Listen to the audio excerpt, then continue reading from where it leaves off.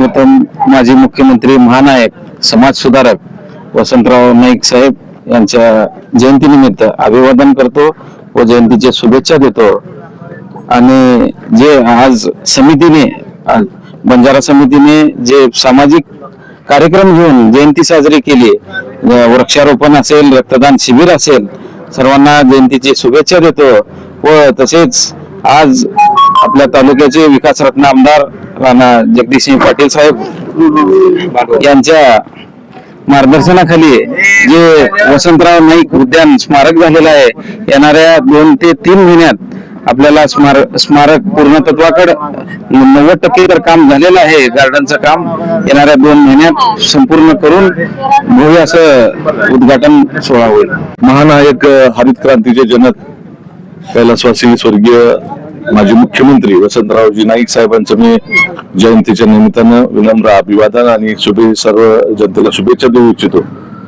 आज ज्यांना हरित क्रांतीचे जनक म्हणतो की प्रगतशील शेतकरी निर्माण करण्याचं काम, ज्या काही आश्रमशाळा झालेल्या आहेत, ज्या काही विद्यापीठं झालेली आहेत, कृषी विद्यापीठं, हे त्यांच्या काळात त्यांनी फार मोठं काम ह्या आपल्या सर्वांसाठी, ह्या महाराष्ट्रासाठी केलेलं आहे।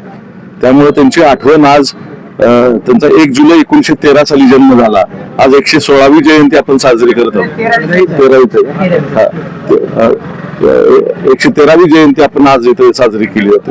तर मला वाटतंय त्यांचे जे काही विचार या पुढील काळामध्ये बंजारा समाज या ठिकाणी घेत आलेला आहे आणि नक्कीच या ठिकाणी परत एकदा सगळ्यांना शुभेच्छा। येणाऱ्या पिढीला त्यांच्या विचाराची स्मरण व्हावं म्हणून आरोग्य शिबिर, वृक्षारोपण, महत्वाचं म्हणजे वृक्षारोपण प्रत्येक तांड्यामध्ये आज आम्ही घ्यायचा, प्रत्येक तालुक्यामध्ये 1 महिनाभर हा संपूर्ण कार्यक्रम घेतलेला आहे।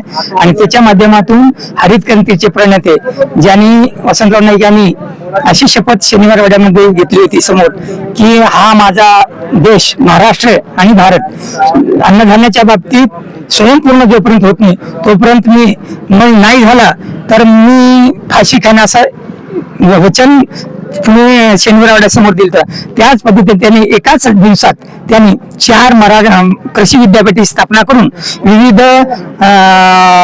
नवीन प्रयोगाचे बियाणे अद्यावत करून आपल्या भारतामध्ये अन्नधान्याची कमतरता न भासू नये म्हणून विद्यापीठाच्या माध्यमातून शेतकऱ्यांना एक अमोल असा शास्त्रज्ञाच्या माध्यमातून आपल्या सर्व शेतकऱ्यांना आज ज्या संकलित बियाणे जे होते सगळे वसंतराव नाईक साहेबांच्या पुण्यानेच आज भारत स्वयंपूर्ण झालेला आहे। आणि रोजगार